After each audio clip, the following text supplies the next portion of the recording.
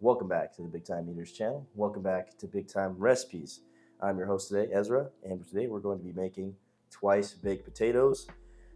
This is a dish that anyone who's able to eat dairy and cheese can appreciate. Always a dish I remember fondly, my grandma making it growing up, but I'll show you guys how to make it my way. As you can see, we did put the other potatoes in the oven just for the sake of time. It is getting kind of late over here, but I do have a demonstration potato. Take a look. Demonstration potato. So we're just using russet potatoes from Idaho. As far as ingredients that are actually going to go into the potato itself, the twice baked part is we've got green onions that I chopped up, and I've also got a bunch of parsley that I chopped up.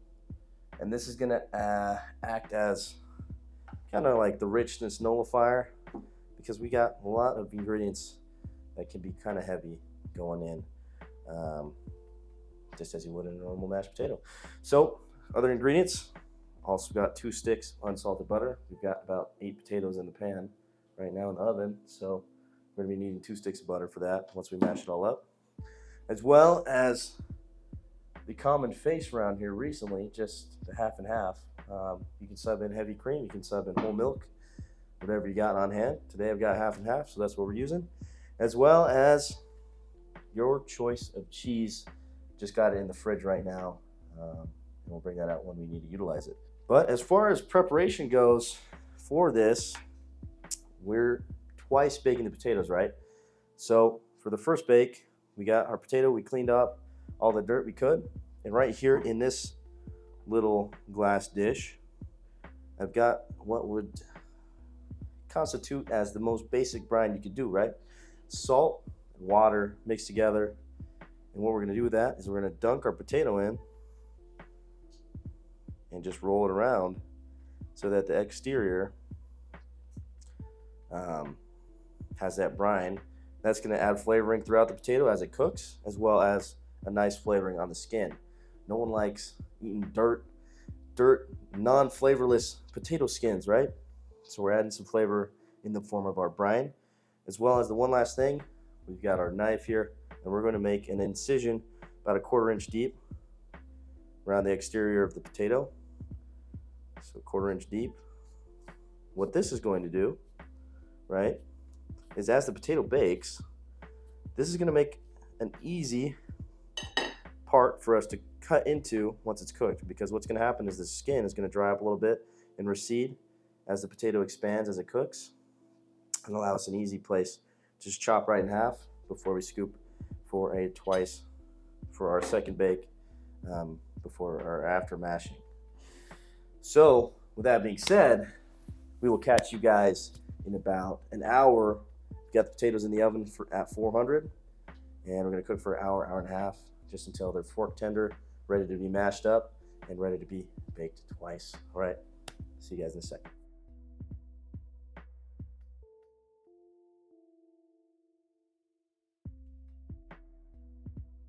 It's been about an hour and 20 minutes. Potatoes are right where we needed to be. And as you can see, that little incision we made has opened up, allowing us access to quick and easy cuts to slice these potatoes in half before we bake them off a second time after making our filling, all right? Look at that.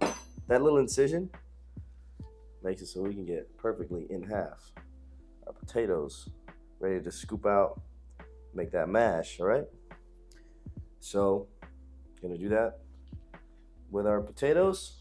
Let's go ahead and scoop out the innards of our potatoes.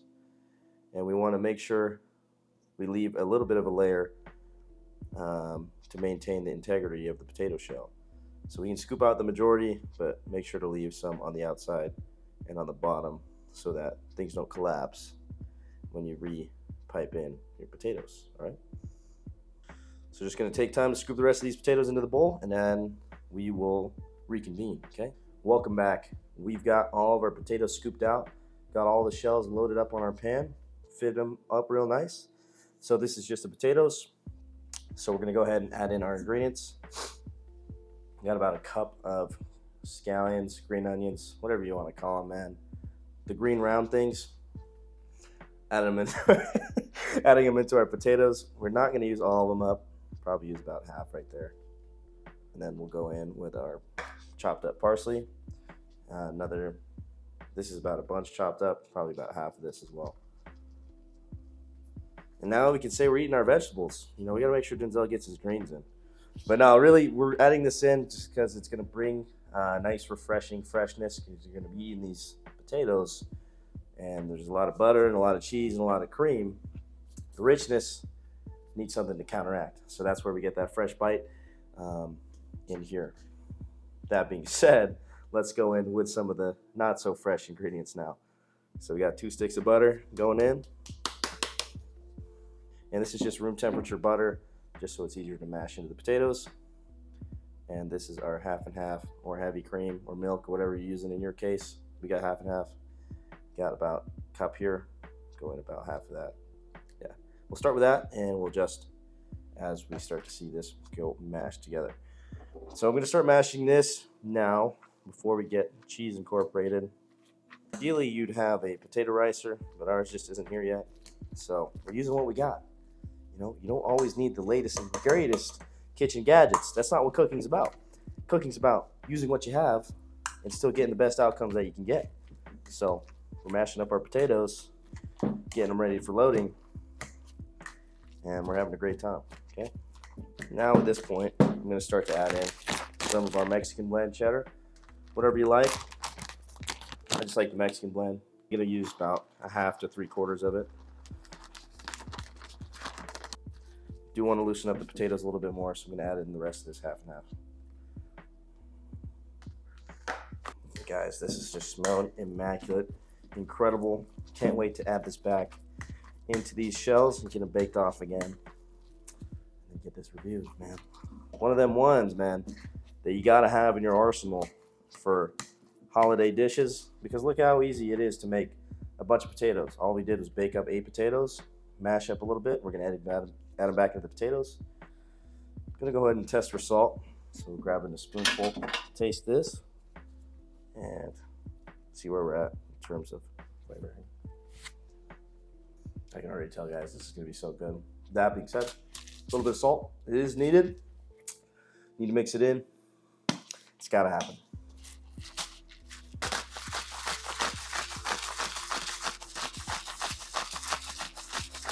Also going to add in some fresh cracked black pepper, because I like that another dimension that pepper brings.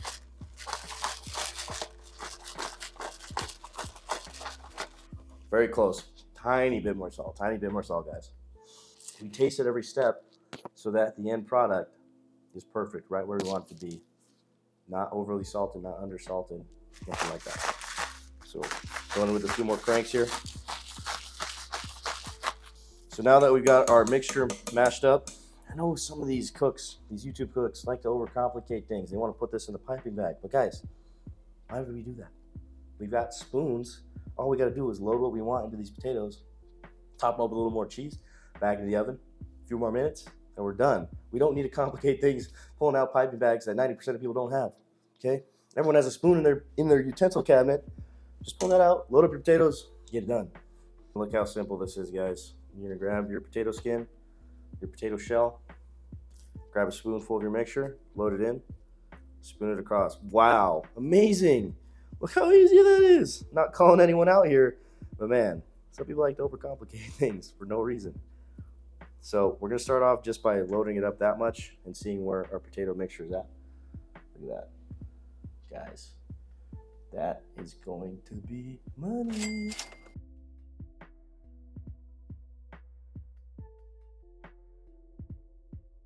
We reloaded our potatoes and they're ready to be baked for the second time. And it's amazing what you can do with just a spoon.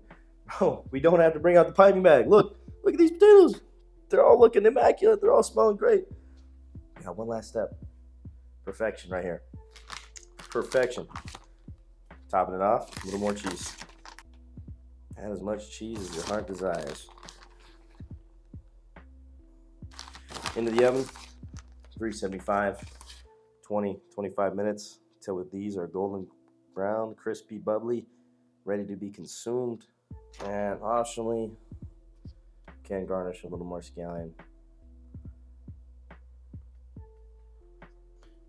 We're all finitoed here.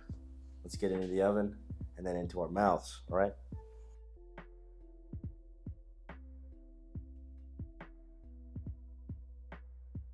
It is time for us to enjoy one of the best, simplest, easiest side dishes you can bring. If you bring these, people are going to love you. And I gotta say, man, the aromas, this is about to be money. Let's go ahead and dive right in. Get a little bit of that sour cream. Break in our potato. Extract a bite with everything in it. And let's get that to go, guys.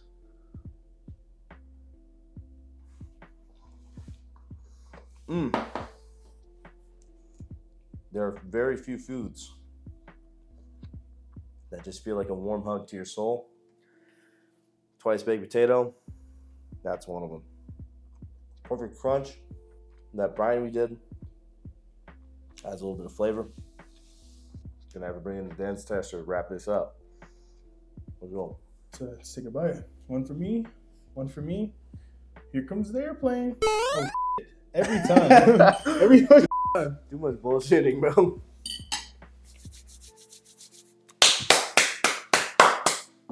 Let's go. 1 o'clock in the morning. Let's go. Let's do it. Yes, sir. Listen, twice baked potato, so easy to make. Compliments to the chef. Really good. So good. I'm gonna start crying. Potato has been demolished, 90% of it. That being said, don't forget to like, comment, and subscribe down below. And we will see you in the next recipe video, challenge video, review video, whatever it is. We got it here at Big Time Eaters. See you next time.